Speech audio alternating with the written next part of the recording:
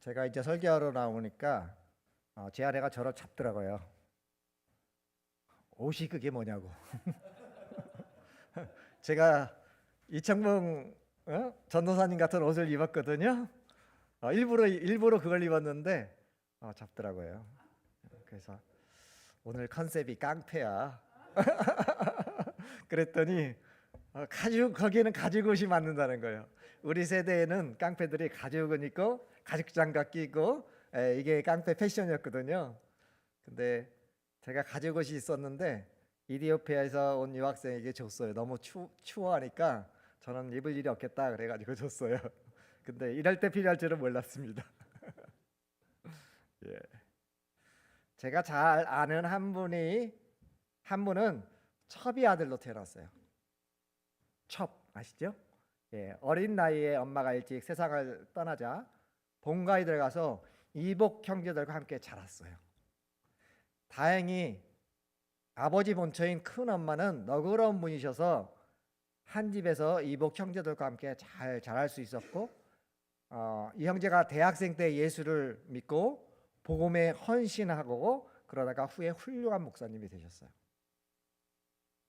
결과적으로 믿지 않는 이 집안의 영적 파수꾼이 된 것입니다. 하나님의 은혜가 이분에게 넘쳤기 때문이죠. 이분이 자기 출신 배경을 집회에서 꺼리낌 없이 이렇게 얘기했을 때 오히려 듣는 저희들이 충격을 받았어요. 아니 어쩐 일이, 이지오 시대 때나 있을 법한 일이 오늘날도 일어나는가. 굉장히 오히려 듣는 사람이 충격을 받았습니다. 오늘 우리가 읽을 사사 입다는 앞에서 언급한 목사님보다 훨씬 열악한 출신 배경을 가지고 있습니다. 자, 사사기 11장 1절부터 3절까지를 한번 같이 또박또박 읽어보겠습니다. 이건 세번역 성경입니다. 그러니까 우리 화면을 보셔야 돼요. 자, 같이 읽겠습니다. 길르앗 사람 입다는 굉장한 용사였다. 그는 길르앗이 창녀에게서 낳은 아들이다. 길르앗의 본처도 여러 아들을 낳았는데 그들이 자라서 입다를 쫓아내며 그에게 말하였다. 너는 우리 어머니가 아닌 다른 여인의 아들이므로 우리 아버지 유산을 이어받을 수 없다. 그래서 입다는 자기의 이복 형제들을 피하여 도망가서 도비라는 땅에서 살았는데 건달패들이 입다에게 모여들어 그를 따라다녔다. 제가 입다 흉내를 좀 내려면 정말 가죽 잠바를 입고 와 있어야 하는데 그렇습니다. 입다는 우리가 읽은 것처럼 최악의 출신 배경을 가지고 있습니다. 그의 어머니는 어떤 사람이었다고요? 창녀였습니다. 이 창녀의 아들이 이복 형제들과 같이 자랐는데 그들이 점점 자라고 아마 아버지가 돌아가신 것 같아요. 무슨 문제가 발생하죠? 그렇죠. 유산 문제가 발생하겠죠. 아니면은 아버지가 아팠을지도 몰라요. 성경은 그거에 대해서 언급하지 않습니다. 유산 상속 문제 때문에 그들 집안에서 강제적으로 내쫓김을 당합니다. 입다는 형제들의 위협적인 태도에 목숨까지도 위험하겠다는 것을 느끼고 멀리 이방 지역인 도비라는 땅으로 도망가서 거기에 정착하여 살았습니다. 자, 지도 한번 볼까요? 여기 지도 보면요, 이스라엘의 여기 요단강에서부터 물이 흘러가지고 밑에 이렇게 하나 있죠? 거기가 사해예요, 사해. 그래서 요단강 동쪽, 그 동쪽을 어느 지역이라고 그러냐면은 무슨 지역이라고 그러죠? 길리앗이라고 그래요. 길리앗 지역적으로. 근데 이 입다의 아버지 이름도 길리앗이에요. 이름이 똑같아요. 그래서 거기서 태어났고 첩의 아들로 태어났고 그 아버지 집에서 형제들 같이 자라서 살다가 유산 문제 때문에 쫓겨나서 돕이라는 땅, 제일 위에 쪽에 동그라미 쳐놓은 곳이 있어서 돕 보이시죠? 거기는 이스라엘 지역이 아니에요. 이방 지역이에요. 이방 지역. 그러니까 이방 지역으로 도망간 거죠. 그 다음에 그 밑에 보면은 암몬이라고 있죠? 예, 굉장히 중요합니다. 요 암몬 족속이 이방 족속이었죠. 그다음에 길리앗 요단강 쪽 이렇게 서쪽을 가면은 거기 바로 나오는 것이 무슨 지역이죠? 에브라임, 그죠? 에브라임 지파들이 사는 에브라임. 그다음에 베냐민, 그 밑에 유다. 예, 그렇게 지도를 보면서 우리가 추측하시면 오늘 이야기가 좀 쉽게 이해가 됩니다. 아까 우리가 읽은 1절에서 입다는 굉장한 용사였다라고 기록하고 있습니다. 아마도 타고난 몸짓, 체력, 배포가 대단했던 것 같습니다. 사사기 11장을 읽다 보면 입다는 역사 지식도 많았고 탁월한 언변도 가지고 있었습니다. 만약 오늘날 학교에서 시행하는 적성 검사를 해본다면 입다는 협상가로 뛰어난 자질이 있다는 평가가 나올 것입니다. 그래서 이런 사람들에게 좋은 직업, 그러면 협상을 잘해야 되니까 비즈니스맨, 그죠? 혹은 정치인, 혹은 외교관, 아마 그런 것이 입다에게 적합한 직업이 아닌가. 오늘날로 보면은 그렇다는 것이죠. 그래서 오늘 설교 제목이 기막힌 협상가입니다. 사사 입다, 기막힌 협상가. 예, 기막힌이라는 뜻은 두 가지 의미를 가지고 있죠. 긍정적인 의미로는 굉장히 놀라운, 아주 잘하는 그런 의미가 있고, 또 하나는 부정적인 의미가 있죠. 네 하는 짓을 보니까 참 기가 막히다. 그런 긍정적인 뜻, 부정적인 뜻 두 가지가 다 있습니다. 그래서 오늘 제목을 기막힌 협상가 이렇게 제가 정했습니다.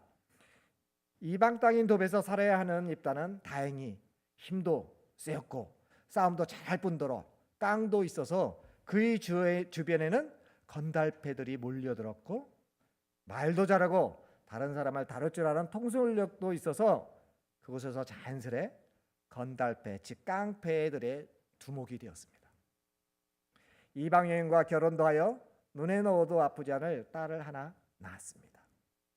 그러면 입다는 어떻게 먹고 살았을까요? 깡패니까 다른 사람들에게 해를 끼치는 깡패 짓을 하며 싸움꾼으로 살았겠죠. 얼굴을 안 보이려면은 마스크로 가리든가 두건을 썼다가 그렇게 하겠죠. 자기 얼굴이 팔리면 안 되니까. 어쨌든 그렇게 깡패 짓을 하면서 먹고 살았어요. 그가 싸움을 잘한다는 소문이 이 돕 지역, 돕 땅뿐만 아니라 국경을 넘어 있는 길리앗 땅에도 쫙 퍼졌습니다. 그죠? 자기 고향을 떠나서 다른 지역 가서 깡패 대장을 하는 거 이거 만만한 일이 아닙니다. 그러면은 그 소문이 쫙 퍼져요. 우리나라도 그렇잖아요. 무슨 파. 물론 서울파는 없어요. 다 저 지방에서 올라와가지고 한 세력을 형성하잖아요. 그거 생각하시면 돼요. 돕이라는 곳에 가서 그런 깡패의 무리의 우두머리가 되었다.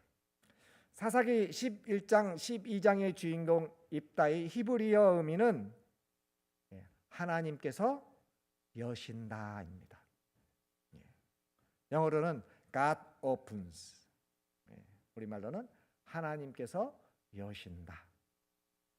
아브라함 집에서 쫓겨난 후처 하갈과 이스마엘에게 피할 길을 열어주신 하나님께서는 이번에는 이복 형제들에게 생명의 위협까지 당했던 입다에게 도망갈 피할 길을 열어주셨던 것입니다. 그래서 그 이름이 뭐예요? 하나님께서 여신다. 입다에게 피할 길을 열어주신 하나님께서 우리가 어려움을 당할 때에도 피할 길을 열어주실 것을 믿으십시오. 우리 하나님은 믿음으로 반응하는 자에게 상을 베푸시는 분이십니다. 자, 이것이 첫 번째 장면. 자, 장면 바꾸겠습니다. 소설라면은 챕터를 넘기겠습니다. 두 번째 장면, 길르앗 장로들과의 협상.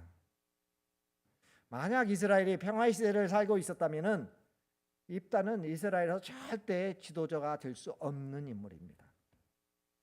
그런데 입다가 살았던 시기에는 이스라엘은 매우 심각한 위기를 맞이하고 있었습니다. 그 이기의 원인은 사사기에서 반복되는 패턴대로 이스라엘 자손이 다시 주님께서 보시는 앞에서 악을 저질렀기 때문입니다. 사사기를 읽다 보면 이 패턴이 계속 반복됩니다. 사사기 6장 10절을 제가 읽겠습니다. 이스라엘 자손이 다시 주님께서 보시는 앞에서 악을 저질렀다. 그들은 바알 신들과 아스라드과 시리아의 신들과 시돈의 신들과 모압의 신들과 암몬 사람의 신들과 블레셋 사람의 신들을 섬기고 주님을 저버려 더 이상 주님을 섬기지 않았다. 이스라엘 우상 숭배는 점입가경입니다. 그들은 여호와 하나님을 마음을 다하여 섬기지 않았고 주위에 살고 있는 족속들이 섬겼던 온갖 이방신들을 다 섬겼습니다. 그들은 이방신들을 우상 종합 세트로 섬겼습니다. 그러다 하나님께서 이번에는 이스라엘을 남서쪽의 블레셋 족속과 북동쪽의 암몬 족속의 손에 내어줘서 심판을 당하게 하십니다. 특히 아까 우리가 지도에서 봤던 요단강 동쪽의 길앗 땅에 사는 이스라엘 자손은 18년간 아까 봤던 그 암몬 족속의 손에 내어줘서 심판을 받게 하십니다. 이들은 그들의 억압을 당했습니다. 암몬 족속은 심지어 요단강을 건너서 베냐민과 유다와 에브라임까지 쳐들어갔고 이스라엘은 매우 위태한 지경에 몰리게 되었습니다. 그러자 사태의 심각성을 인지한 이스라엘 백성은 고통 속에서 하나님께 부르짖고 회개하고 이방신들을 제거하고 오직 여호와 하나님만 섬기겠다고 고백하며 주님께 미어달립니다. 그러면 어떻게 되죠? 사사기에서는 우리가 사사기 쭉 들어왔잖아요, 그죠? 그러면 나와야 됩니다. 그 다음 패턴이 뭔지. 이제 사사기에서 반복되는 패턴대로 하나님께서 일하실 차례입니다. 암몬 족속이 이스라엘과 전쟁을 하려고 길앗에 진을 치자 이스라엘 백성도 자신을 방어하기 위해 길앗 중심지인 미스바에 진을 쳤습니다. 그런데 이스라엘 진영에는 암몬 왕과 싸울 만한 용사가 없었습니다. 용사가 간절히 필요했던 길앗 장로들은 소문으로 들었던 길앗 출신의 싸움꾼 입다를 찾아가 도움의 손길을 요청합니다. 깡패 두목이 당대 최고의 용사로, 당대 최고의 용병으로 인정받은 것입니다. 다급한 길앗 장로들과 느긋한 입다 사이의 협상 결과 만일 전쟁에서 입다가 승리한다면 입다는 군대 총사령관뿐만 아니라 길앗 최고의 통치자로 받들겠다는 언약이 하나님의 이름을 걸고 둘 사이에서 체결됩니다. 하나님이 증인이 된다는 것은 그들 사이의 약속은 깨어질 수 없는 약속이 된다는 것을 의미합니다. 입다는 자신이지 않긴 협상력을 발휘하여 길앗 사람이라는 자신의 신분을 다시 회복하고 군대 총사령관이라는 지위도 확보하여 고향 땅 길앗 땅으로 돌아옵니다. 시대가 영웅을 만든다는 말이 있습니다. 세상에는 다양한 그릇이 있습니다. 하나님은 상황에 맞게 그릇을 사용하십니다. 입다는 세상적으로 보잘것없는 질그릇, 오늘날로 하면 흙수저 출신이었습니다. 그러나 하나님께서 암몬 족속에게 이스라엘을 구원하기 위해서 입다라는 질그릇을 사용하기로 결정하셨습니다. 내가 값싸고 연약한 질그릇이라 할지라도 낙담할 필요가 전혀 없습니다. 어느 그릇을 사용할지는 하나님께서 결정하십니다. 내가 질그릇이냐 금그릇이냐가 중요한 것이 아니라 내가 하나님의 잔치에 쓰임받는 그릇이냐 그렇지 않는 그릇이냐가 중요한 것입니다. 하나님은 오히려 질그릇, 흙수저를 자신의 잔치자리에 쓰기를 즐겨하십니다. 사도 바울은 고린도에 보내는 교회에서 고린도서 1장 26절 28절에서 이렇게 이것을 이야기하고 있습니다. 형제 자매 여러분, 여러분이 부르심을 받을 때 그 처지가 어떠하였는지 생각하여 보십시오. 육신의 기준으로 봐 지혜 있는 사람이 많지 않고 권력 있는 사람이 많지 않고 가문이 훌륭한 사람이 많지 않았습니다. 그런데 하나님께서는 지혜 있는 자들을 부끄럽게 하시려고 세상의 어리석은 것들을 택하셨으며 강한 것들을 부끄럽게 하시려고 세상의 약한 것들을 택하셨습니다. 하나님께서는 세상에서 비천한 것들과 멸시받는 것들을 택하셨으니 곧 잘났다고 하는 것들을 없애시려고 아무것도 아닌 것들을 택하셨습니다. 제가 대학교 때 예수 믿고 이 말씀이 저에게 참 위로가 됐어요. 이 말씀이 정말 위로가 됐어요. 아, 그렇구나. 하나님이 인간을 사용하는 방식은 세상에서 사용하는 방식하고 아주 다르구나. 나같이 전기에도 떨어지고 제가 전기에서 떨어졌습니다. 재수했는데 또 떨어졌어요.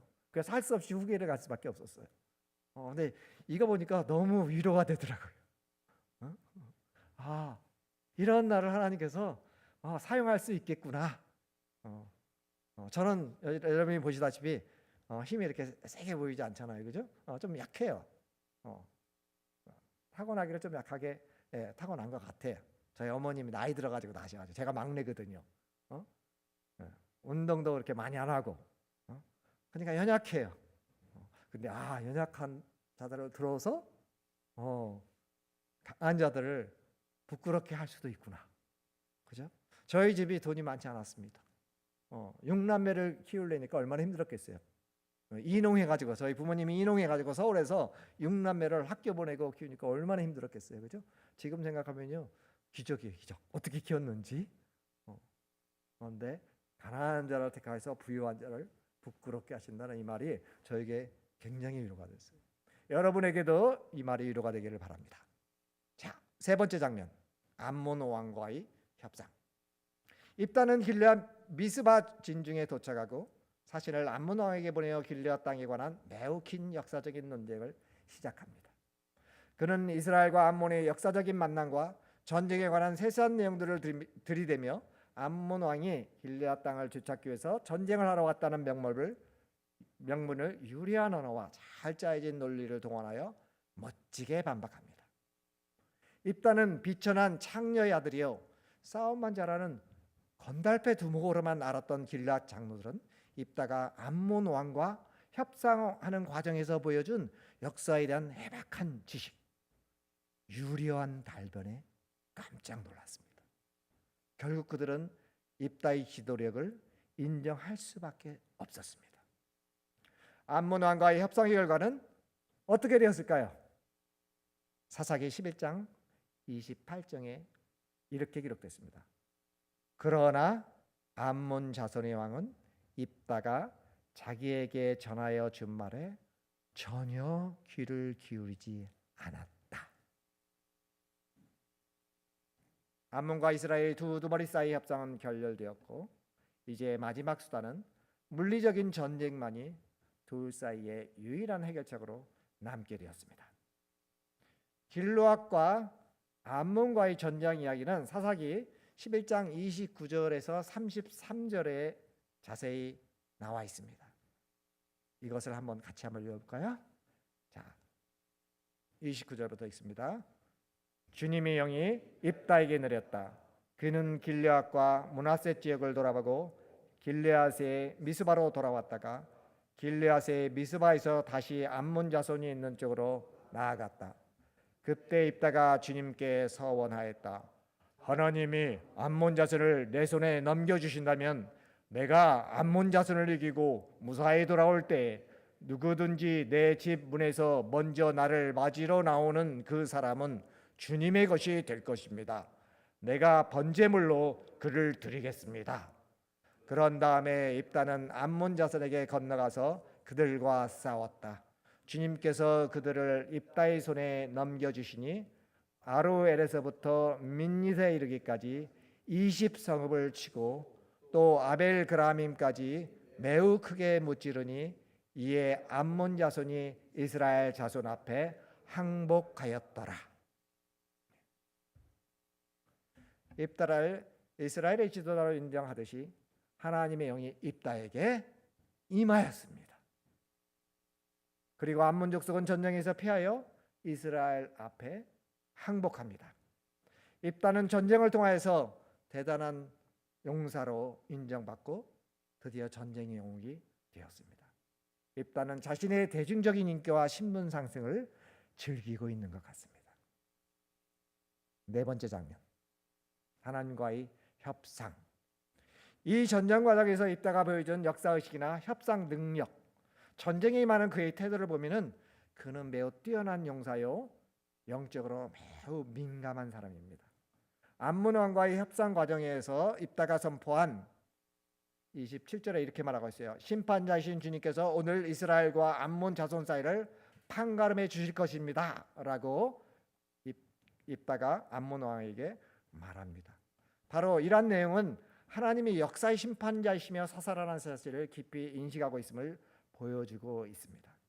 이 외에도 입다는 길앗 장돌과 체결한 언약을 주님께 보고하듯 말씀드렸고, 전쟁의 승패는 하나님께 달렸다는 그의 인식에는 하나님을 의지하는 태도가 나타나고 있습니다. 그럼에도 불구하고 그가 행한 일들을 관찰해 보면 이해하기 힘든 부분도 있습니다. 그가 전쟁터에 나가기 전에 하나님께 한 서원입니다. 이 부분만 다시 읽겠습니다. 30절 읽겠습니다. 한번 화면에 띄워주실래요? 30절. 그때 입다가 주님께 서원하였다. 하나님이 암몬 자손을 내 손에 넘겨주신다면 내가 암몬 자손을 이기고 무사히 돌아올 때에 누구든지 내 집 문에서 먼저 나를 맞으러 나오는 그 사람은 주님의 것이 될 것입니다. 내가 번제물로 그를 드리겠습니다. 주님의 영이 입다에게 임했습니다. 하나님께서 전쟁에서 승리하게 하신다는 징조입니다. 그런데 왜 입다는 이러한 서원을 했을까요? 입다에게는 전쟁에서의 승리가 최우선 순위로 절박이 있기 때문입니다. 만약 이 전쟁에서 진다면은 자신은 전장터에서 죽든지 이스라엘로부터 다시 버림받고 다시 비참한 깡패의 삶을 살게 될 것입니다. 그래서 협상이라는 카드를 가지고 하나님과 협상을 시도했습니다. 그가 하나님께 제시한 협상 카드가 사람을 번제물로 하나님께 드리겠다는 약속입니다. 그는 강력한 협상 카드를 하나님께 흔들어 댄 것입니다. 하나님을 자기 뜻대로 조종하려는 의도가 그의 내면 깊은 곳에 숨어 있었습니다. 그러나 그 결과 그가 치러야 할 대가는 그가 미처 상상조차 하지 못한 것이었습니다. 전쟁에서 승리한 후에 입다가 자기 집으로 돌아왔을 때 첫 번째로 그를 환영하며 나오는 사람이 바로 그의 무남 동료 외동딸이었습니다. 이것을 본 입다는 이렇게 부르짖습니다. 34절 35절에 입다는 자기 딸을 보는 순간 옷을 찢으며 부르짖었습니다. 아이고 이 자식아, 내가 이 아버지의 가슴을 후며 파는구나. 나를 이렇게 괴롭히는 것이 하필이면 왜 너란 말이냐. 주님께서 서원한 것이어서 돌이킬 수도 없으니 어찌한단 말이냐.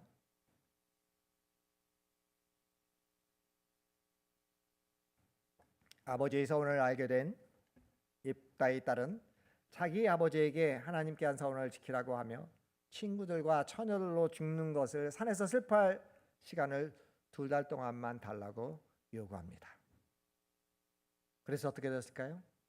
39절에 보니까 2달 후에 딸이 아버지에게 돌아오자 아버지는 주님께서 서원한 것을 지켰고 그 딸은 남자를 알지 못하는 처녀의 몸으로 죽었다.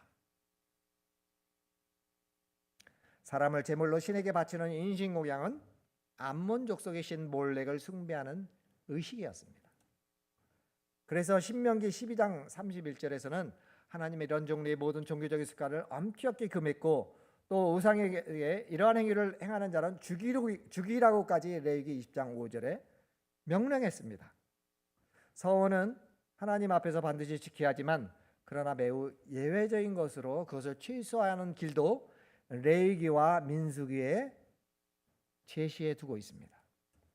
딸을 제물로 바치는 것은 율법으로 보나 상식으로 보나 하나님이 제정한 율법 정신에 어긋나는 행위입니다. 따라서 이러한 서원은 취소할 수 있는 서원입니다. 서원 자체가 잘못됐어요. 하나님의 율법에 어긋나요. 그렇다면 취소할 수 있다는 것이죠. 만약 입다가 이를 몰랐다면 그런 사사시대의 사람들이 율법에 무지한 현실을 보여주고 있습니다. 만약 입다가 이를 알았더라면 딸의 목숨보다 여호와께 한 서원을 지켜야 한다는 강박적인 의무감으로 그러한 비정한 아버지의 모습을 보여주고 있는 것입니다. 결과적으로 입다는 딸을 구하는데 실패했습니다. 그래서 6년간의 짧은 통치 후에 사사 가운데서 가장 비참한 사사로 쓸쓸히 죽습니다. 입다의 영성과 관련하여 우리가 주의해서 보아야 될 것이 있습니다. 민감한 영성이 소유자였던 입다에게 하나님의 영이 임하여 전쟁을 하도록 했습니다. 그럼에도 불구하고 입다는 어리석은 서원을 하였습니다. 율법에서 금지하는 행위의 서원을 지키려고 딸을 희생시켰습니다. 그는 율법 정신에 관해 분별력이 전혀 없었습니다.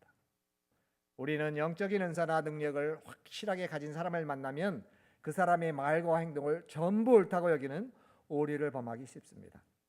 특히 그런 사람들이 성경 말씀을 가지고 말하고 기도하고 하면은 그렇게 생각하기가 쉽습니다. 그러나 하나님의 말씀은 진리이지만 사람의 말은 틀릴 수가 있습니다. 우리는 성경 말씀에 대한 분별력을 가져야 합니다. 바울이 고린도 교회에게 준 말씀을 우리 마음에 새겨야 합니다. 고린도전서 14장 20절에 보니까 바울이 이렇게 건면하고 있어요. 형제자매 여러분, 생각하는 데는 아이가 되지 마십시오. 악에는 아이가 되고 생각하는 데는 어른이 되십시오. 마지막 장면, 에브라임 지파와의 전쟁. 자신의 서원 탓으로 딸을 잃고 죄책감과 슬픔과 통한의 눈물로 세월을 보내고 있는 입다에게 방해꾼이 등장합니다. 에브라임 지파 사람들입니다. 에브라임 지파는 기드온 사사 때에도 이방 족속들과의 전쟁 후에 나중에 등장해서 자신들을 왜 전쟁에 부르지 않았냐고 기드온에게 시비를 건 적이 있습니다. 기드온은 에브라임 지파를 다독이면서 그들의 자존심을 세워주는 말로 이 위기를 극복했습니다. 에브라임 지파는 이번에도 전쟁 후에 입다에게 동일한 시비를 걸어오면서 12장 1절에 보니까 이렇게 협박합니다. 우리가 반드시 너와 내 집을 불사르리라 라고 협박까지 합니다.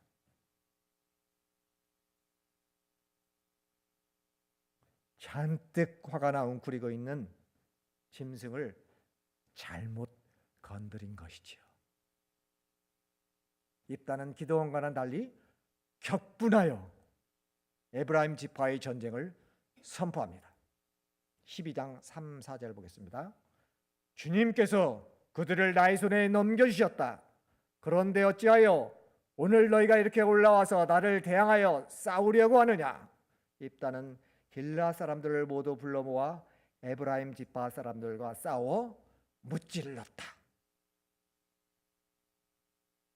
길르앗 사람들은 평소에 에브라임 사람들부터 조롱을 당했어요. 너희 길르앗 사람들은 원래 에브라임에서 도망친 자들이요, 에브라임과 므낫세에 속한 자들이다. 그러한 조롱을 당했어요. 이것 때문에 입다의 부름에 응하여 자신들이 원한을 푼 것입니다. 길르앗 사람을 모욕했던 에브라임 사람들은 이 입다와의 전쟁에서 길르앗 사람들로부터 도망치는 신사가 되어버렸고 4만 2천 명이나 살해당합니다. 몇 명? 4만 2천 명. 어마어마한 숫자죠. 아이러니하게도 에브라임 지파와의 전쟁 장면이 암몬과의 전쟁 장면보다 더 긴 분량으로 사사기 12장에 자세히 묘사되고 있습니다. 이게 바로 아이러니죠. 그죠? 이방 족속과 전쟁 장면이 더 길어야 되는데 오히려 이스라엘 지파 내에 전쟁이 더 길게 기록되고 있습니다. 사사 기드온으로부터 시작된 이스라엘 동쪽 간의 내전의 폭력성이, 기드온도 나중에요 내전을 해요. 에브라임 지파가 시비 걸었을 때는 살짝 해가지고 넘기고 또 동족들을 자기 도와주지 않았다고 죽이기도 하고 고통을 줍니다. 이게 폭력성이에요. 그의 아들 아비멜렉, 그리고 오늘 본 입다를 거치면서 눈덩이처럼 점점 더 커지고 있습니다. 이스라엘의 운명은 벼랑 끝으로 점점 더 다가가고 있는 느낌을 줍니다. 요약합니다. 입다는 창녀의 아들로 태어나 이복 형제들로부터 버림받고 이방 지역에 도망가서 깡패 두목으로 살았습니다. 그러던 중 암몬의 침공으로 길르앗이 위기에 처하자 길르앗 장로들의 간청으로 암몬과 전쟁하여 승리하고 6년 동안 사사로 이스라엘을 다스리며 살았습니다. 그는 싸움 기술과 기막힌 협상 기술을 가지고 비천한 신분으로부터 시작하여 승승장구하였지만 하나님도 협상의 대상으로 삼는 어리석음을 범했습니다. 그가 하나님께 한 잘못된 서원으로 인하여 무남동녀를 잃어 사사 중 가장 불행한 사사가 되어버립니다.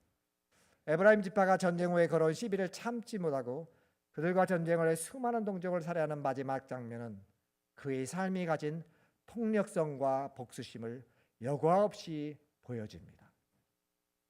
입다 이야기는 우리에게 중요한 교훈을 줍니다. 하나님은 필요에 따라 여러 종류의 다양한 그릇을 쓰십니다. 내가 흙수저라고 질그시라고 실망하지 말아야 합니다.